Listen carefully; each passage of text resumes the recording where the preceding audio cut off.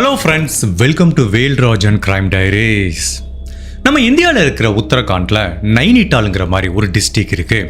அந்த டிஸ்ட்ரிக்டில் ஹல்துவானிங்கிற ஒரு சின்ன அழகான ஊர் இருக்குது. அந்த ஊரில் அங்கித் சௌகான்கிற ஒரு மிகப்பெரிய தொழிலதிபர் இருக்கார்.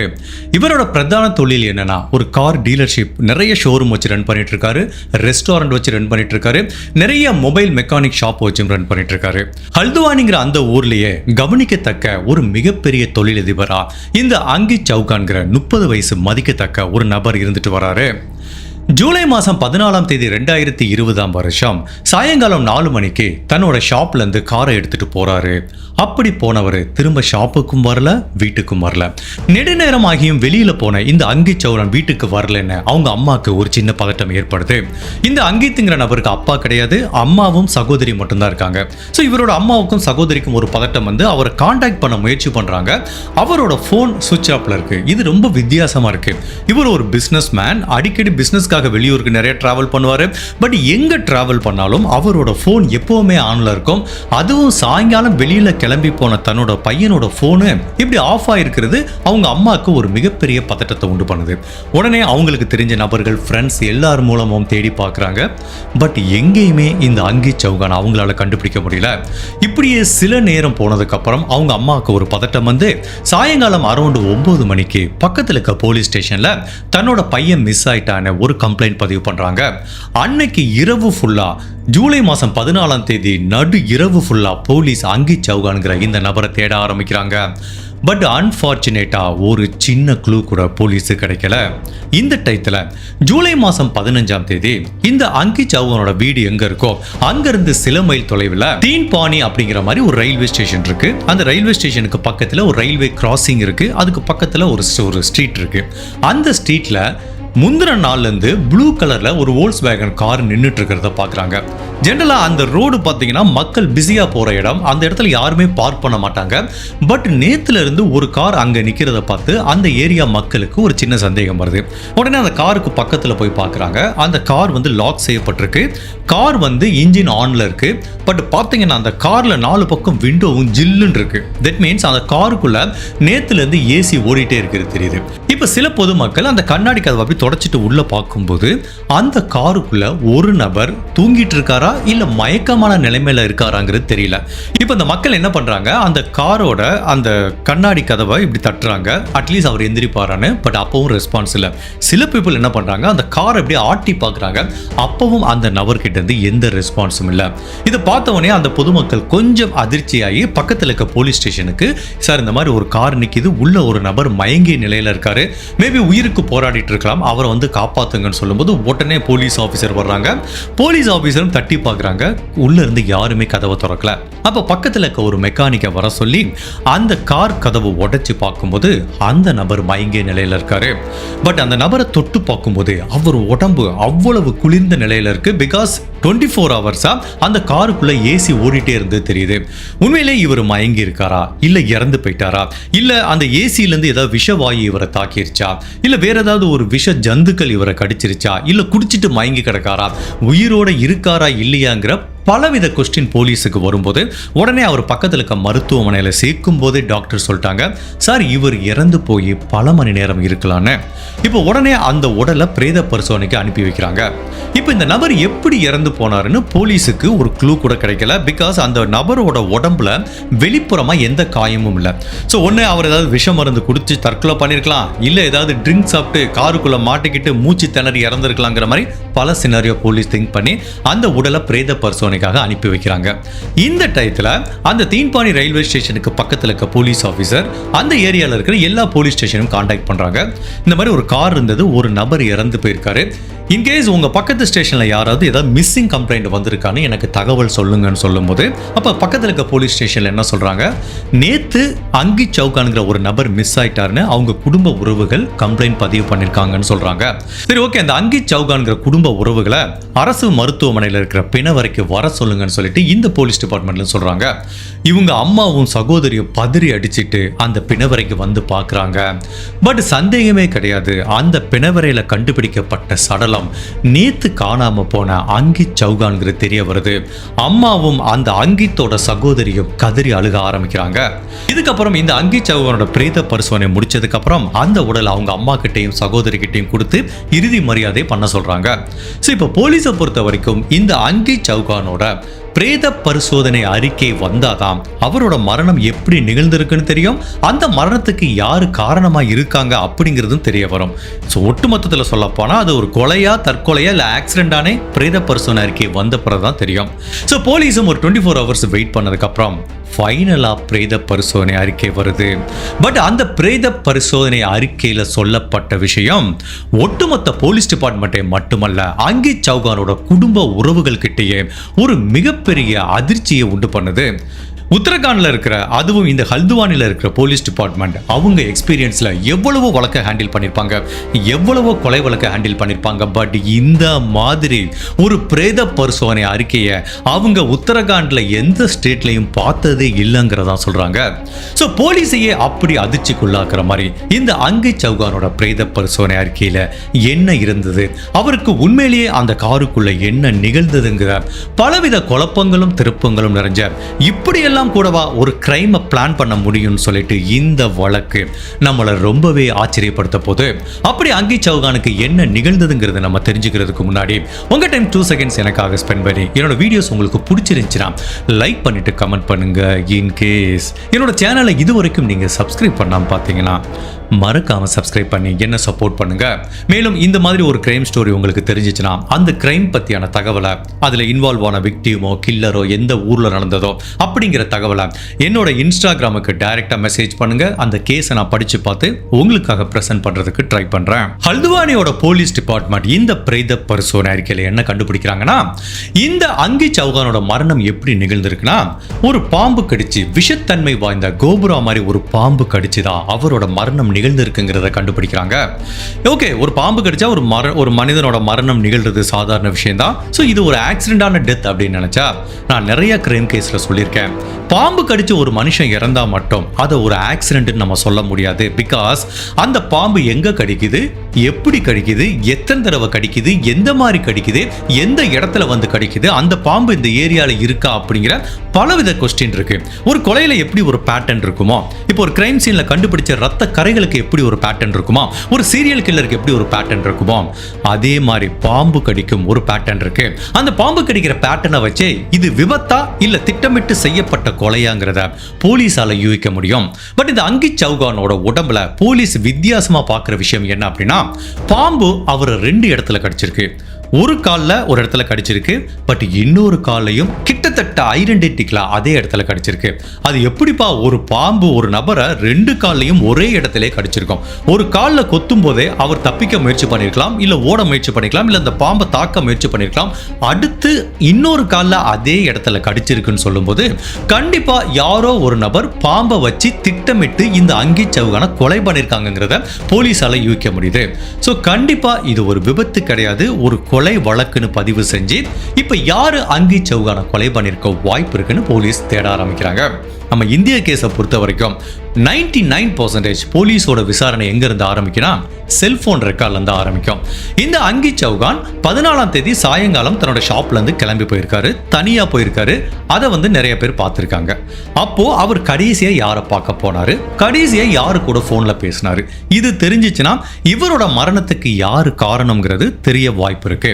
இப்ப அந்த அங்கித் சௌகானோட போன் ரெக்கார்டை செக் பண்ணி பார்க்கும்போது அவர் கடைசியா மஹி ஆரியாங்கிற ஒரு பெண் கிட்ட தான் போன் பேசியிருக்காரு அப்படிங்கிறது தெரிய வருது.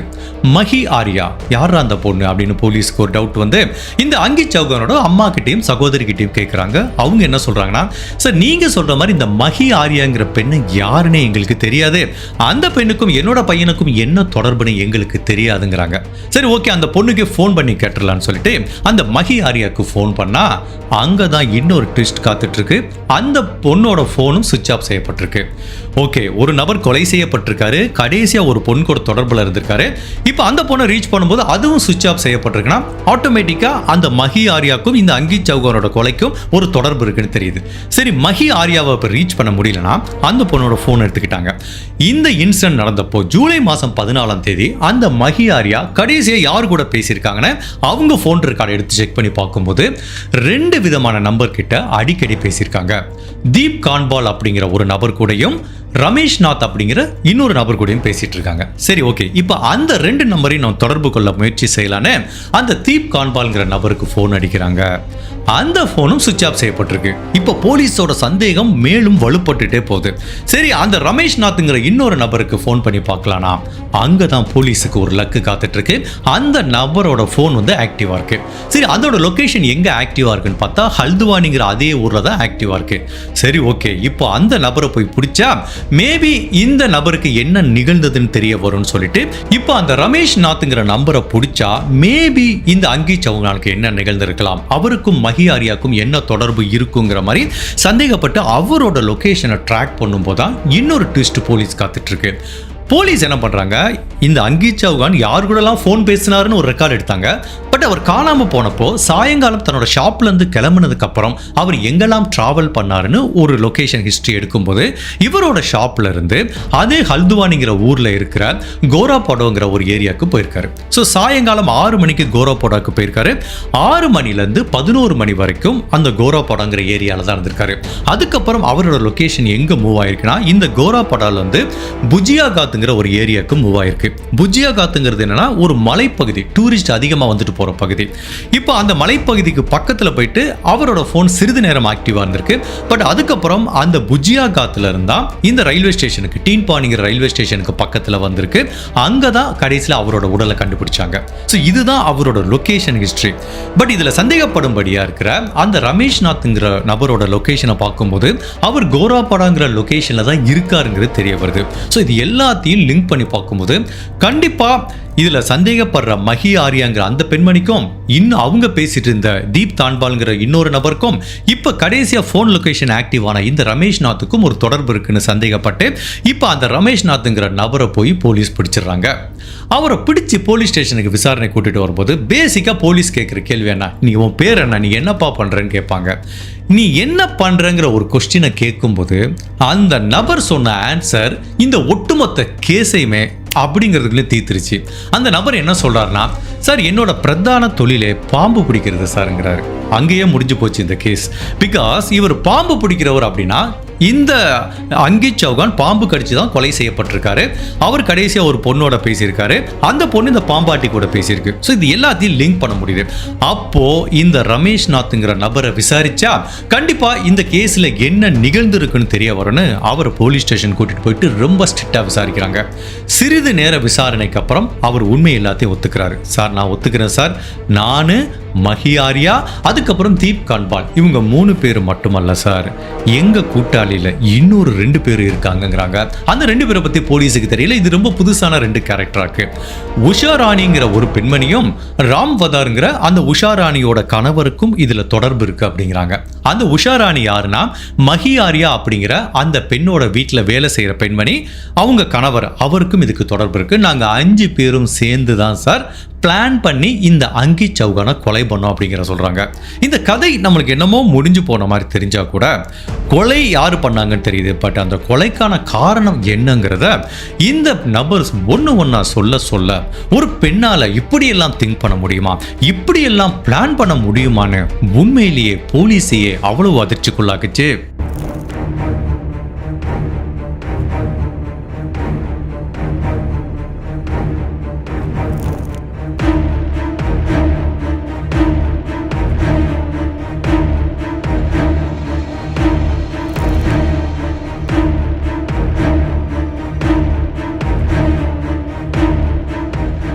ஸோ ரமேஷ்நாத்ங்கிற இந்த நபர் சொல்ற ஸ்டேட்மெண்ட்டை வச்சு பார்த்தீங்கன்னா இதில் 5 பேர் இன்வால்வ் ஆயிருக்காங்க. பட் ஒரே ஒரு நபரை மட்டும்தான் அரெஸ்ட் பண்ணியிருக்காங்க. இப்போ போலீஸ் ரிமைனிங் இருக்கிற 4 பேரோட செல்போனையும் 24 ஹவர்ஸ் மானிட்டர் பண்ணி பார்க்கும்போது இந்த இன்சிடென்ட் நடந்த ஒரு 3 நாள் கழிச்சு இந்த கேஸில் இன்னொரு பிரேக் த்ரூ கிடைக்குது. மஹியோட செல்போனும் அவங்க கூட இருக்கிற தீப் கான்பால் அப்படிங்கிற நபரோட செல்போனும் ஆன் ஆகுது. அது டெல்லி லொகேஷன்ல காட்டுது. அங்க வச்சு டெல்லி போலீஸ் அவங்களை அரெஸ்ட் பண்றாங்க. அதுக்கப்புறம் இதுல இன்வால்வ் ஆன உஷா ராணி, அவங்க கணவர் ராமவதார் அப்படிங்கிற இவங்க 2 பேரோட செல்போனும் வெஸ்ட் பெங்கால்ல இருக்கிற மால்டா அப்படிங்கிற ஊர்ல ஆன் ஆகுது. அங்க வச்சு வெஸ்ட் பெங்கால் போலீஸ் இவங்களை அரெஸ்ட் பண்றாங்க. ஸோ இந்த வழக்குல சம்பந்தப்பட்ட 5 பேரையும் இப்ப போலீஸ் அரெஸ்ட் பண்ணி ஹல்துவானிங்கிற இந்த போலீஸ் ஸ்டேஷனுக்கு விசாரணை கூட்டிட்டு வராங்க. போலீஸ் இந்த அங்கித்ங்கிற நபரோட கார் எப்போ அந்த ஸ்டேஷன்ல கண்டுபிடிச்சாங்களோ அப்ப அங்க இருக்கிற சிசிடிவி கேமராவை பார்க்கும்போது அன்பார்ச்சுனேட்டா எக்ஸாக்டா அந்த கார் எங்க நின்னுச்சோ, அங்கித்தோட கார் எங்க நின்னுச்சோ அதுக்கு பக்கத்துல எந்த சிசிடிவி கேமராவும் இல்லை. பட் அந்த டைரக்ஷன்ல எந்த கார் போயிட்டு வருது, மேபி அந்த காரை நோக்கி வேற ஏதாவது கார் பயணம் பண்ணியிருக்கான்னு இதுக்கு முன்னாடி செக் பண்ணி பார்த்தப்போ ஒயிட் கலர்ல ஒரு டாக்ஸி போயிட்டு வந்திருக்கு. ஸோ அந்த டாக்ஸியை ஏற்கனவே போலீஸ் செக் பண்ணி பார்க்கும்போது அதுல இருக்கிற 5 பேர் ஹல்துவானில இருந்து டெல்லிக்கு தப்பிச்சு போனாங்கிற மாதிரி தகவல் கிடைக்குது. ஸோ இப்போ போலீஸ் எல்லாத்தையும் லிங்க் பண்ணி பார்க்கும்போது கண்டிப்பா இந்த அங்கித்தோட கார் எங்க நின்றதோ அதுக்கு பக்கத்துல ஒரு டாக்ஸி வந்து நின்னது, அதுல இருந்த இந்த 5 பேரும் டெல்லிக்கு தப்பிச்சு போயிருக்காங்கிற மாதிரி இன்னொரு எவிடன்ஸையும் போலீஸ் சேகரிச்சு வைக்கிறாங்க. ஓகே, இப்போ இதுல சந்தேகப்பட்ட எல்லா சஸ்பெக்டையும் உள்ள கொண்டு வரும்போது இப்போ மஹி ஆரியாங்கிறவங்க தான் முதன்மை குற்றவாளி. அவங்க தான் பக்காவா பிளான் பண்ணி இதை எக்ஸிக்யூட் பண்ணது. அப்போ மஹி ஆரியா தனக்கு சுத்தி நிறைய எவிடன்ஸ் இருக்கிறதுனால இனிமேல் போலீஸ் கிட்ட இருந்து தப்பிக்க முடியாதுன்னு உண்மையிலேயே என்ன நிகழ்ந்ததுங்கிறத சொல்ல ஆரம்பிக்கிறாங்க. அங்கித்துக்கு என்ன நிகழ்ந்ததுங்கிறத நம்ம தெரிஞ்சுக்கிறதுக்கு சில வருடங்கள் நம்ம பின்னோக்கி பயணம் செய்யணும். இந்த மஹி ஆரியா ஸ்கூல்ல படிக்கும் போதே ஒரு நல்ல ஸ்டூடெண்டா இருந்திருக்காங்க. பார்க்க ரொம்ப அழகா இருப்பாங்க. அப்பவே நிறைய பசங்க பின்னாடி சுத்திட்டு இருந்தாங்க. அப்போ இவங்க ஸ்கூல் படிக்கும்போது ஒரு பையனை காதலிக்கிறாங்க. ஸோ இவங்க ஹையர் செகண்டரி எஜுகேஷன் படிக்கும்போது அந்த காதல் பிரேக்கப் ஆயிருது. அதுல ரொம்ப மனம் உடைஞ்சு போயிடுறாங்க. அதுக்கப்புறம் சரியான மேற்படிப்பு இல்லாம ஒரு ஸ்டேஜ்ல தனக்கு சுதந்திரம் வேணும்னு சொல்லிட்டு வீட்டை விட்டு வெளியில ஓடி வந்துடுறாங்க. அப்படி வெளியில ஓடி வந்ததுக்கு அப்புறம் சில தவறான சகவாசம் ஏற்பட்டு பாலியல் தொழிலுக்குள்ள போறாங்க. பாலியல் தொழில் அப்படின்னா இவங்க பண்ற தொழிலே கொஞ்சம் வித்தியாசமா இருக்கு. அதாவது அந்த ஏரியாவில் இருக்கிற பணக்காரங்களை மட்டும்தான் டார்கெட் பண்ணி ஜஸ்ட் அந்த மாதிரி ஆள்க கூட தான் லிங்க்ல இருந்து நிறைய பணம் சம்பாதிக்க ஆரம்பிக்கிறாங்க. ஈவன் போலீஸ் இந்த மஹி ஆரியாவோட போனை செக் பண்ணி பார்க்கும்போது அதுல ஹல்துவானிங்கிற இந்த ஊர்ல இருக்கிற டாப் 20 பிசினஸ் மேனோட போன் நம்பரும் இவங்க போன்ல ரெக்கார்ட் ஆயிருக்கு. அந்த அளவுக்கு பெரிய பெரிய ஆள்களோட இவங்களுக்கு பழக்கம் இருந்துட்டு வருது. ஸோ இந்த மாதிரி குறுகிய காலத்தில் இந்த மாதிரி பணக்காரங்களோட தொடர்பு வச்சதுனால இவங்களும் வசதியாக ஆரம்பிக்கிறாங்க, பணக்காரங்களாக ஆரம்பிக்கிறாங்க. அப்பதான் ஒரு நாள் தீப் கன்பால்ங்கிற ஒரு நபரோட பழக்கம் ஏற்படுது. நிறைய பேர் கூட இவங்க பாலியல் தொழில் பண்ணிட்டு இருந்தா கூட இந்த தீப் கன்பால்ங்கிற நபரை காதலிக்க ஆரம்பிக்கிறாங்க. 2 பேரும் திருமணம் பண்ணிக்கலாங்கிற மாதிரி ஒரு பிளான் இருக்கு. ஸோ ஒரு நாள் இந்த மஹி ஆரியாவும் தீப் கான்பாலும் ஒரு கார் வாங்கணும்னு சொல்லிட்டு ஒரு ஷோரூமுக்கு போறாங்க. அந்த ஷோரூம் யாருக்கு சொந்தமானது? அங்கித் சௌகான்ங்கிற நபருக்கு சொந்தமானது. அங்கதான் ஃபர்ஸ்ட் மஹிங்கிற இந்த பெண்மணி அங்கித் சௌகானை மீட் பண்றாங்க. ஃபர்ஸ்ட் ஃப்ரெண்டா மாற ஆரம்பிக்கிறாங்க. நாளடைவில் 2 பேரும் உயிருக்குயிரை காதலிக்க ஆரம்பிக்கிறாங்க. உடல் ரீதியான தொடர்பு ஏற்படுது. இந்த அங்கித் சௌகான் அடிக்கடி இந்த மஹி ஆரியாங்கிற பெண்ணுக்கு வீட்டுக்கு போயிட்டு வராரு. இவர் வந்து அவங்களை உயிருக்குயிரை காதலிக்க ஆரம்பிக்கிறாரு. பட் இதுல ட்விஸ்ட் என்னன்னா இந்த மஹி ஆரியா என்ன தொழில் பண்றாங்க, அவங்க என்ன பண்றாங்க, அவங்க பண்ற பாலியல் தொழில் பேக்ரவுண்ட்ல இவருக்கு தெரியாம இருந்திருக்கு. அது தெரியாம இவங்களை உயிருக்குயிரை காதலிக்க ஆரம்பிக்கிறாரு. இந்த டயத்துல தான் மஹி ஆரியா தன்னோட வீட்டு வேலையை பார்க்கறதுக்கு உஷா ராணிங்கிற ஒரு வேலைக்கார பெண்மணியை நியமிக்கிறாங்க.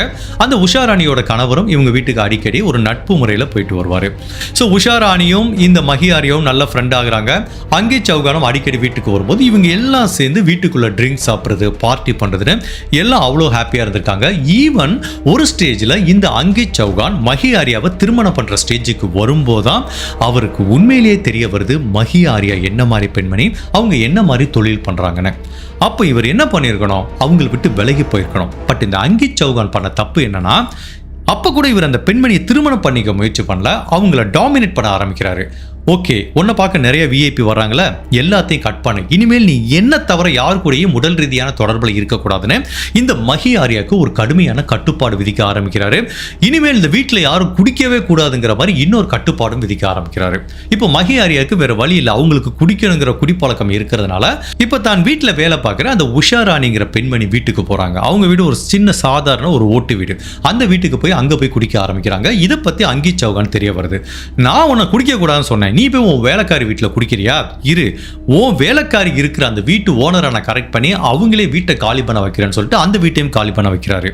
இப்போ மஹி ஆரியாவுக்கு எப்படி இருக்குன்னா, இவன் தன்னை திருமணம் பண்ணிக்கிறதுக்கு ரெடியா இல்லை. சரி, தன்னை விட்டு போவான், நான் பழைய மாதிரி பாலியல் தொழில் பண்றதுக்கு போனா அதுவும் விட மாட்டேங்கிறான். தன்னை ஃபுல் கண்ட்ரோல் பண்றான், தனக்கு கிடைக்கிற சொகுசான வாழ்க்கையும் தடுக்கிறான், தனக்கு திருமணம் பண்ணி வாழ்க்கையும் கொடுக்க மாட்டேங்கிறான். ஸோ இவனால தனக்கு வாழ்க்கையில அவ்வளவு பிரச்சனை இருக்குங்கிற மாதிரி தான் மஹி ஆரியா ஃபீல் பண்றாங்க. அதே டயத்தில் அந்த மஹி ஆரியாவோட வீட்டு வேலைக்கார பெண்மணி என்ன ஃபீல் பண்றாங்க, இவங்க அங்க குடிக்க போய் இந்த வீட்டை காலி பண்ணி இன்னைக்கு அவங்களும் தெருவில் நிற்கிற மாதிரி இருக்கு.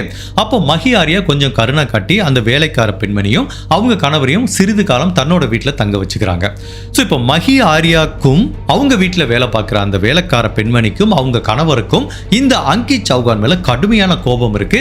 இவனால தன்னோட வாழ்க்கையில் அவ்வளோ பிரச்சனை இருக்குங்கும் போது அப்போ ஒரு ஸ்டேஜில் மஹி ஆரியா என்ன முடிவு பண்றாங்க, இவனை தன்னோட வாழ்க்கையிலிருந்து எடுக்கல அப்படின்னா தனக்கு வாழ்க்கையில நிம்மதி இருக்காது, தனக்கு கிடைச்ச சுகபோகமான வாழ்க்கையும் இனிமேல் கிடைக்காதுன்னு இந்த அங்கித் சௌகானை கொலை பண்ணிடலாங்கிற மாதிரி முடிவு பண்றாங்க. கொலைனா அது ஒரு கொலை மாதிரி இருக்கக்கூடாது, அது ஒரு ஆக்சிடென்டா இருக்குனுங்கிற மாதிரி இன்டர்நெட்ல நிறைய சர்ச் பண்ண ஆரம்பிக்கிறாங்க. எப்படி ஒரு கொலையை விபத்து மாதிரி செட் பண்றதுன்னு நிறைய டெக்னிக் படிச்சு பார்க்கும்போது ஃபைனலா ஏதோ ஒரு கேஸ்ல பாக்குறாங்க, ஒருத்தவங்க பாம்பு கடிச்சு இறந்து போயிட்டாங்கன்னு சொல்லும்போது இது நல்லா இருக்கே, பாம்பு கடிச்சிச்சு அப்படின்னாலே அது ஒரு ஆக்சிடென்ட் தான் எல்லாமே நினைப்பாங்க, நம்ம ஏன் பாம்பு கடிக்க வச்சு இவனை கொலை பண்ணக்கூடாதுன்னு ஒரு மெத்தடை வந்து ஃபிக்ஸ் பண்ணிடுறாங்க. பட் இப்போ என்ன வேணும், இவங்களுக்கு ஒரு பாம்பு வேணும், அதுக்கு ஒரு பாம்பாட்டியோட துணை வேணும். இவங்களுக்கு யாருமே இந்த பாம்பு பிடிக்கிறவங்க மேலே காண்டாக்ட் இல்லை. அப்போ என்ன பண்ணுறாங்கன்னா, ஏற்கனவே இவங்க தீப் கான்பால்ங்கிற ஒரு நபரை லவ் பண்ணிட்டு இருந்தாங்க. எப்போ இந்த அங்கித் சௌகான் உள்ள வந்தானோ இவன் பணக்காரன் சொல்லிட்டு அவனை கழட்டி விட்டாங்க. இப்போ தன்னோட முன்னாள் காதலர் துணை தேவைப்படுதுன்னு அந்த தீப் கான்பாலை போய் கான்டாக்ட் பண்றாங்க. அவனும் சரி, ஏதோ அவன் அங்கித் சௌகான் இப்போ போயிட்டான், இவன் நம்ம கூட திரும்ப வந்துட்டான்னு அவர் வந்து ஜாயின் அடிச்சுக்கிறாரு. இப்போ அந்த தீப் கான்பாலுக்கு இந்த மஹி என்ன டாஸ்க் தர்றாங்கன்னா, உன்னோட வேலை ஒரு பாம்பாட்டியை கண்டுபிடிச்சு விஷத்தன்மை வாய்ந்த ஒரு பாம்பை எடுத்துட்டு வரதா உன்னோட வேலைங்கிறாங்க. ஸோ இவனும் நிறைய தேடினதுக்கு அப்புறம் தான் ரமேஷ் நாத்ங்கிற ஒரு பாம்பாட்டியை கண்டுபிடிக்கிறாங்க. இப்போ அந்த பாம்பாட்டி மஹி ஆரியாங்கிற அந்த பெண்மணி கிட்ட வந்து பேசுறான். மஹி ஆரியா அந்த பாம்பாட்டியை எப்படி மேனிப்புலேட் பண்றாங்கன்னா, நான் ஒருத்தனை காதலிச்சேன், அவன் என்னை ஏமாத்திட்டான், அவனுக்கு ஏற்கனவே திருமணமாச்சு, பட் என் கூட தவறா இருந்த போட்டோ எல்லாத்தையும் எடுத்து வச்சு மிரட்டுறான், நெட்ல போட்டுருவேன்னு மிரட்டுறான், என்னோட குடும்ப மானமே போச்சு, நான் தற்கொலை பண்ணிக்கிற தவிர எனக்கு வழி இல்லை அப்படிங்கிற மாதிரி அந்த பாம்பாட்டியை மேனிப்புலேட் பண்ணி அங்கித் சௌகானை பாம்பை கடிக்க வச்சு கொலை பண்ண சொல்றாங்க. பட் அந்த ரமேஷ் நாத்ங்கிற பாம்பாட்டி என்ன சொல்றாரு, இந்த மாதிரிலாம் நான் பண்ண மாட்டேன், அது என்னோட ஒர்க் எத்தி கிடையாது, அதை நான் பண்ண மாட்டேன், எனக்கு பயமா இருக்குங்கிறாரு.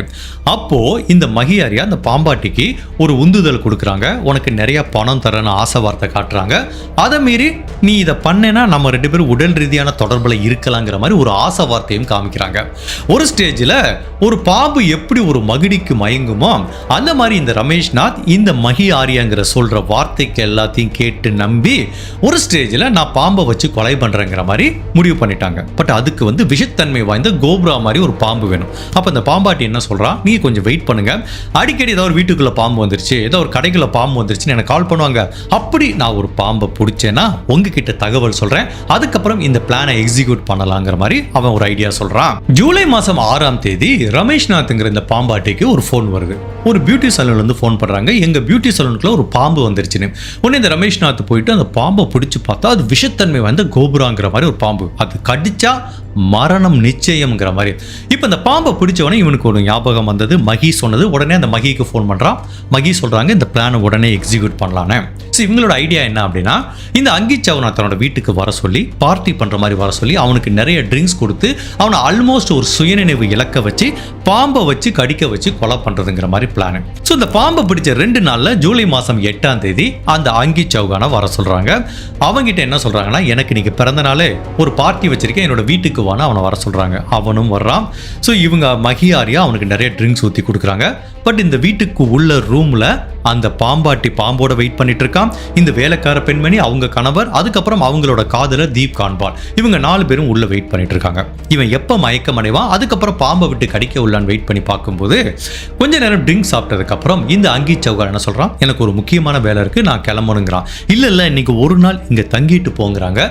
இல்ல எனக்கு முக்கியமான வேலை இருக்கு, நான் போயே ஆகணும்னு சொல்லிட்டு அவன் கிளம்பி போயிடுறான். அவனோட நல்ல நேரமா என்னன்னு தெரியல, அந்த ஜூலை மாசம் 8ஆம் தேதி இவங்க விரிச்ச அந்த வலையில இருந்து தப்பிச்சிடறான். பட் அதுக்கப்புறம் ஜூலை மாசம் 14ஆம் தேதி அவனுக்கு ஃபோன் பண்ணி திரும்ப வர சொல்றாங்க, என்னோட வீட்டில் ஒரு பார்ட்டி இருக்குன்னு. அவனும் பார்ட்டி தானே ஜாலியாக இருக்கலாம்னு சொல்லிட்டு வர்றான். பட் இதுதான் அந்த அங்கித் சௌகான் அவனோட வாழ்க்கையில் அட்டன் பண்ண போகிற கடைசி பார்ட்டின்னு அவனுக்கு தெரியல. ஸோ 14ஆம் தேதி சாயங்காலம் வீட்டிலேருந்து கிளம்பி இந்த பொண்ணோட வீட்டுக்கு வர்றான். ஸோ இவங்களும் என்ன பண்ணுறாங்கன்னா, இந்த டைம் ட்ரிங்க்ஸ் கிடையாது, அவனுக்கு ட்ரிங்க்ஸில் தூக்க மாத்திரை கலந்து கொடுக்குறாங்க. நிறைய மாத்திரை கலந்து கொடுக்க விட்டு அவனுக்கு ஒரு ட்ரௌசினஸ் வருது. நிறைய ட்ரிங்க்ஸும் கொடுக்க விட்டு ஆல்மோஸ்ட் மயங்கிறான். அவனால் நடக்கக்கூட முடியாத மாதிரி ஒரு சூழ்நிலை இருக்குது. இனிமேல் வீட்டுக்கு போக முடியாது, இன்றைக்கி நான் இங்கேயே தங்கிக்கிறேன்னு சொல்லிட்டான். அப்போ அவனை போய் பெட்ரூமில் படுக்க வைக்கிறாங்க. எப்போ இவன் ஆல்மோஸ்ட் சுயநினைவு இழந்து போனதுக்கப்புறம் அந்த ரூமில் ஒளிஞ்சிட்டு இருக்க 4 பேரும் வெளியில் வர்றாங்க.